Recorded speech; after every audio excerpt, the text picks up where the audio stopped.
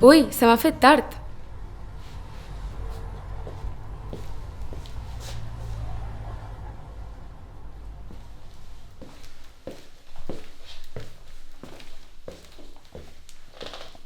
Adeu, me'n vaig al cau. D'acord, carinyo, passa-t'ho molt bé.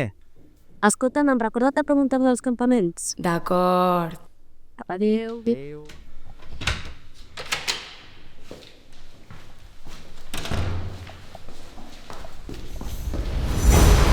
Hola, em dic Ona i sóc una pionera de l'agrupament Escolta Espluga Viva. I m'han escollit per explicar-vos qui som, què fem i, sobretot, des de quan ho fem.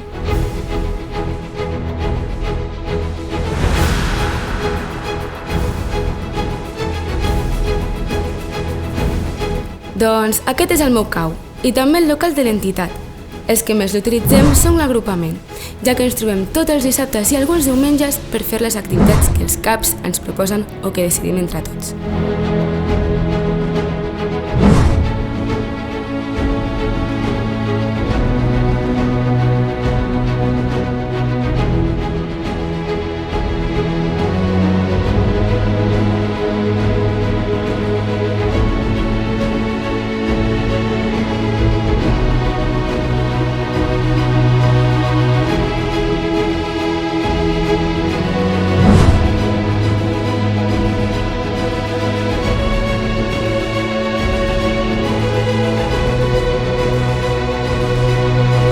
Cada unitat té el seu espai i és on fem les nostres coses o preparem les sortides, els campaments.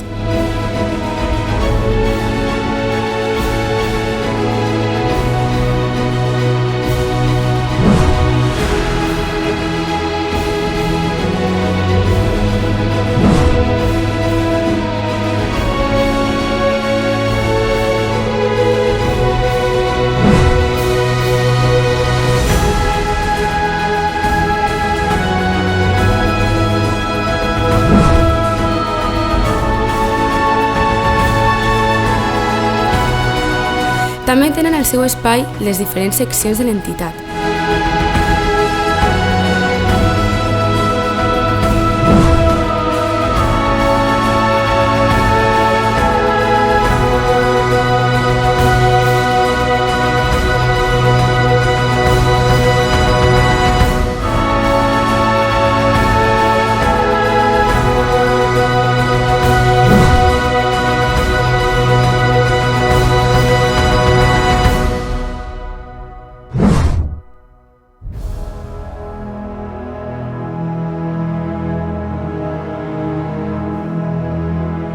Però sabeu com va sorgir tot? Hem de tornar enrere uns quants anys.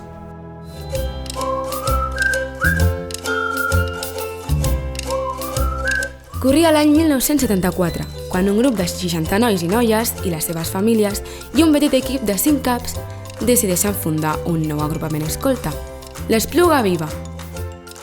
Durant l'any següent, al barri centre van conviure 3 agrupaments escoltes, l'agrupament Escolta Sant Jordi, creat al 63 i que formava part dels Minyons i Guies Escoltes de Catalunya, amb el seu local a l'Avenç, on encara continua actualment. L'agrupament Escolta Abat Oliva, creat 2 anys abans, però que es va dissoldre poc després. I l'agrupament Escolta Espluga Viva, que ha acabat de fundar, es va afiliar, de fet va ser cofundador, a Escoltes Catalans, moviment d'escoltisme laic i català. Des del primer moment, l'Espluga Viva va tenir clar que l'educació dels nois i noies havia de ser laica, coeducadora i catalana. En aquells anys, la coeducació i el laïcisme encara no hi era present al lleure, i la feina per aconseguir-ho va ser molt dura i complicada.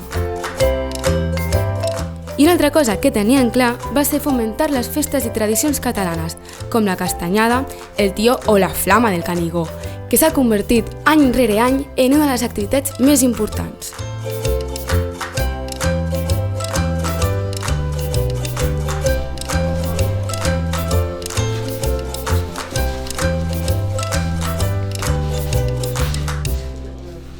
Bé, la Mariana va dir que ha trobat un lloc per la buscar postes, així que quan vingui ara, vale? Em sembla que seguiran, no?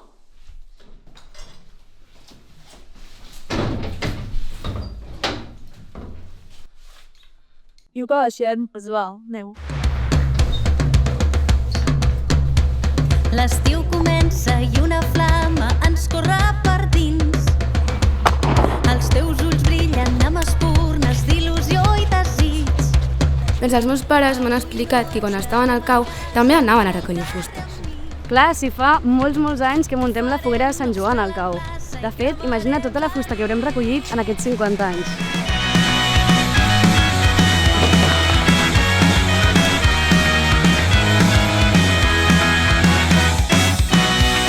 La flama del Canigó, que es manté encesa tot l'any al Castellet de Perpinyà, és pujada el dia 22 al cim del Canigó i vetllada tota la nit per fer-la arribar l'endemà a tots els pobles i ciutats dels països catalans i encendre les fogueres que cremaran per la revetlla. Des del 1974, l'Espluga Viva fa arribar aquesta flama a Esplugues i molts pobles del Baix Llobregat venen a buscar-la per encendre les seves fogueres. Sant Joan, la nit més curta de l'any, que cremin les fogueres i que peti. Alguns anys recollim directament la flama del Canigó al mateix cim i la portem amb diferents mitjans fins al nostre poble. I això és molt emocionant. Mira, ja arriba la flama.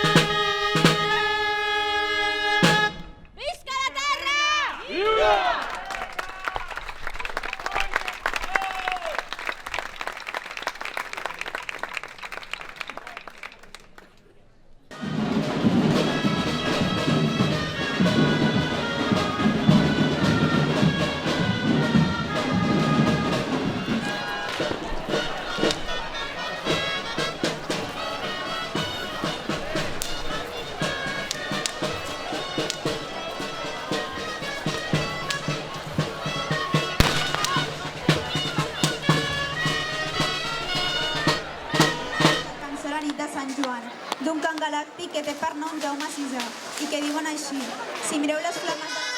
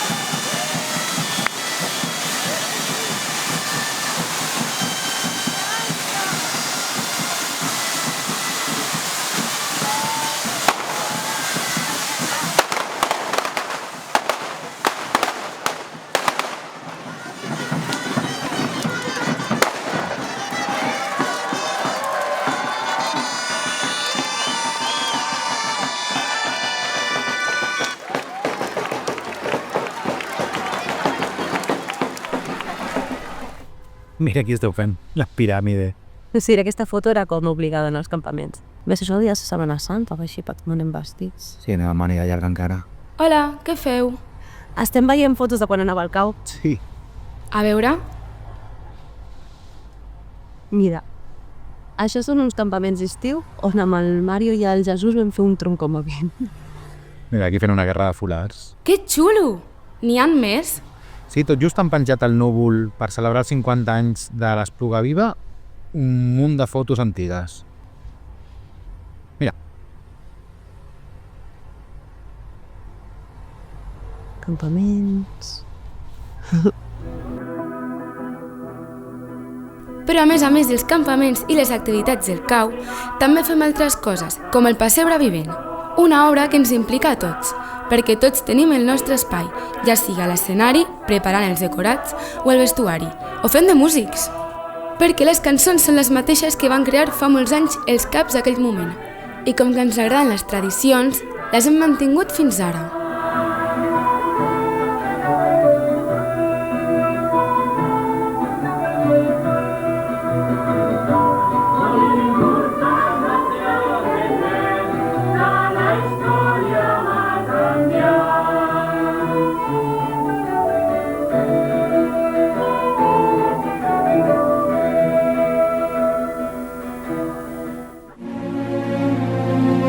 Però l'Espluga Viva no és només l'agrupament.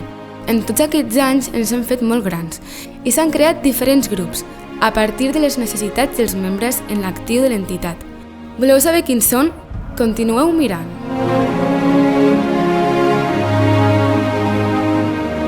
Els encarregats de mantenir les festes i les tradicions ADN de l'Espluga Viva és el grup de tradicions i costums TIC per als amics, que durant aquests 50 anys han fomentat i han consolidat en alguns casos moltes de les festes més tradicionals, com són la Flama del Canigó, de la que ja us he explicat, la Castanyada, el Cagatió, la Fira de Nadal i altres més que de memòria no me'n recordo.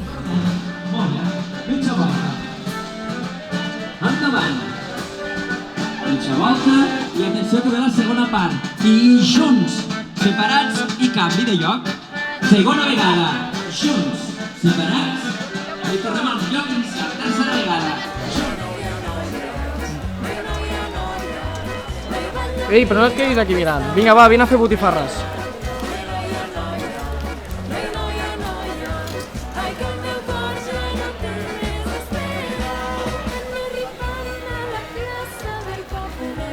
Però també organitzen qualsevol activitat que fomenta la cultura i llengua catalana, com és el cicle de presentacions de llibres escrits per dones, que amb el nom El Pati Blau han fet moltíssimes edicions. L'Abril Literari és un altre cicle que organitzen els de TIC i que, com podeu suposar, es fa el mes d'abril i també presenta llibres organitzant xerrades, lectures i recitals.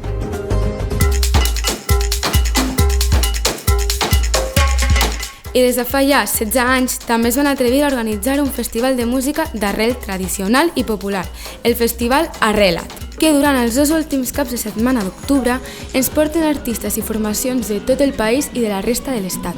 I l'últim concert sempre és el de la nit de la Castanyada. Aquests de TIC ja saben lligar bé les activitats i les tradicions.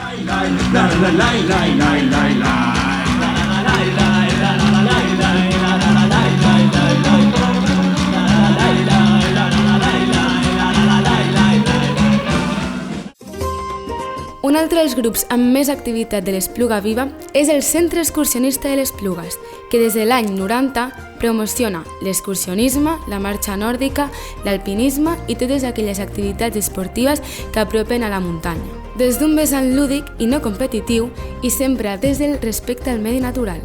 Fan sortides setmanals de muntanya i alpinisme per tot Catalunya i amb recorreguts adaptats als diferents nivells dels participants. Més recentment es fan sortides de marxa nòrdica, una modalitat que ha tingut molta acceptació i fins i tot s'organitzen cursos i tallers per la gent que vol conèixer aquest estil o vol millorar el seu nivell. Són com l'agrupament perquè surten cada cap de setmana però amb gent adulta. Però Espluga Viva també ha estat l'impulsor d'altres projectes que han funcionat en paral·lel, com són les revistes Alenar o Retalls o la creació de la televisió local d'Esplugues, que va celebrar els 40 anys d'existència fa poc i que s'ha convertit en un dels canals més importants de la xarxa de televisions locals de Catalunya.